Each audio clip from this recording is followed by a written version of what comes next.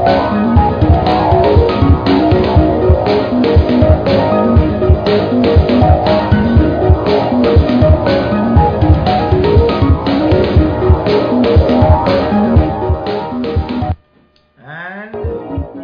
we're back.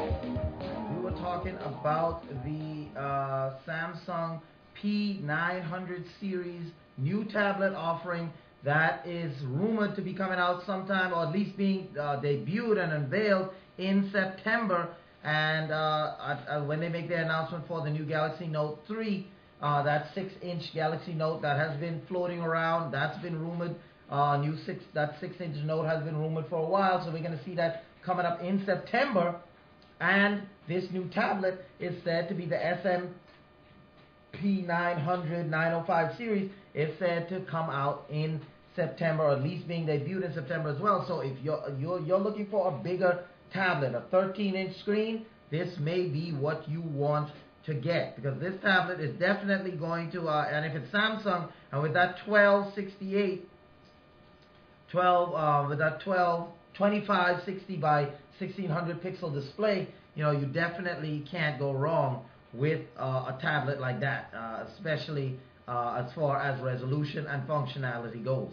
Now, for those of you that are Borderlands fans, now Borderlands, the game Borderlands, has been out for a long time, and it's been critically acclaimed by a lot of people. Borderlands is a game that a lot of people love to play. Now there is a new Borderlands 2 DLC that has been revealed, Headhunter Packs. They're calling it, and it's inbound. Now, for those of you that don't know DLC stands for downloadable content. That's what it stands for, downloadable content. And you have some new downloadable content coming your way, according to this report by Computer and Video Games. They're saying that the developer will release the new downloadable content, starting with the Ultimate Vault Hunter Upgrade Pack 2, which will raise the level cap to 72. Now, the pack will also add the ability to change difficulty levels for extra challenges, and the new Digistruct Peak Challenge, in which Vault Hunters join Professor Tannis to train new Crimson Raiders following the event of the main campaign, according to a report by OXM in the UK. Now, following that will be a new series of DLC packs called the Headhunter Packs. One pack has been titled TK Baha Bloody Harvest, which will see the reappearance of TK Baha from the original Borderlands, and is expected to release before the end of October. Studio boss Randy Pitchford told PAX Australia attendees that he hopes to make 2 or 3 Headhunter packs. None of the new content will be included as a part of a season pass, or anything like that. The Ultimate Vault Hunter Upgrade Pack 2 will cost $5, and pricing on the Headhunter packs have yet to be confirmed. Now, this fits in with what we were talking about yesterday, for those of you watching yesterday, about when app developers, because we were talking about the iOS 7, and the iOS 7, their design for the iOS 7 is radically different from the iOS 6. No skeuomorphism, totally redesigned, totally changed. And app developers were now at a quandary. Do they update their apps to fit and maximize iOS 7, or do they leave it and risk it looking old and out of date and things like that?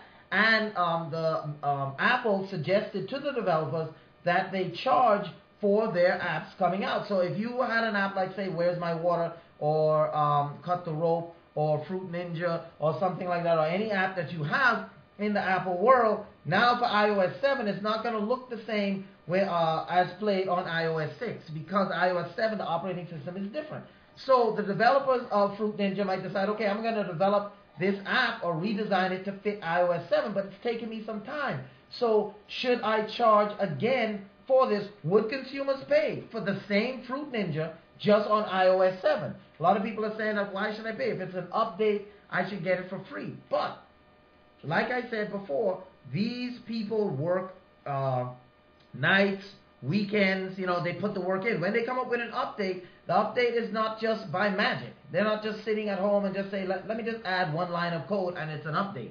Some of these updates take just as long as the original game took to create. And so therefore, if they're given the choice to say, well, should they charge, should they not? I definitely think that developers should charge for updates because it takes them the same amount of time to create the update. So why not charge for it? You know, not because they're just trying to be greedy, but because they put the same amount of effort into it, and so therefore they need to get compensated for doing that. So like this new Borderlands DLC, we're used to paying for a lot of the DLCs. This one is going to cost $5 for the DLC. The Headhunter packs, the price has yet to be named, but the Ultimate Vault Hunter upgrade is going to cost you, Pack 2 will cost you $5. And to me, that's a small price to pay for hours of additional gameplay. And that's why I like games that have DLC, that is supported by DLC, because when you finish the original game, you pay $60 for the original game, for the original Borderlands, or $50 depending on where you get it. And now you can get, for $5, you can get at least 2, 3, or even 4 more hours of gameplay out of this thing. And definitely, to me, that's a good thing. If you're going to give me, so it's like going to the movies. You go to the movies and you spend what? Let's say $11 for a ticket. Say you want to see this thing in HD, you want to see it in 3D, let's say HD, but you want to see it in 4K, and you want to see it in 3D. You're going to spend $11, $12 for one ticket, right? The movie, at most, is about an hour and a half, maybe 2 hours long. And let's even go to like a Lord of the Rings style, 3 hours long. You pay $12 for 3 hours of extra, not extra, but 3 hours of entertainment. You're paying $12 for 3 hours of entertainment.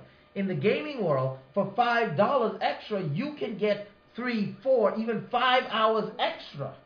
5 hours extra of entertainment for $5. And to me, that value is better than a movie value. You know, even though I'm not saying that playing games is better than seeing movies, but what I'm saying is we don't have a problem paying $12 to see a 3-hour movie. But a lot of times when we look at downloadable content, we say, man, I got to pay $5 for that? And then we look at it like, nah, man, I'm not paying for that. They should come up with it free. But for $5 to get 3, 4, 5 extra hours of entertainment, it's worth it. You know, and these developers are putting in the mega hours to make these downloadable content. So definitely, I think that if you have an opportunity to pay for downloadable content, that, you know, you should, unless it's outrageously expensive or something like that. But this thing is not outrageously expensive at all. So would I pay for it? Definitely. And if you're a Borderlands fan, then definitely you want to be on the inside track when it comes to this DLC that's going to be released, they said, by the end of October. Sorry. Sorry, it's expected to be released by the end of October, by October 31st. And that's not that much.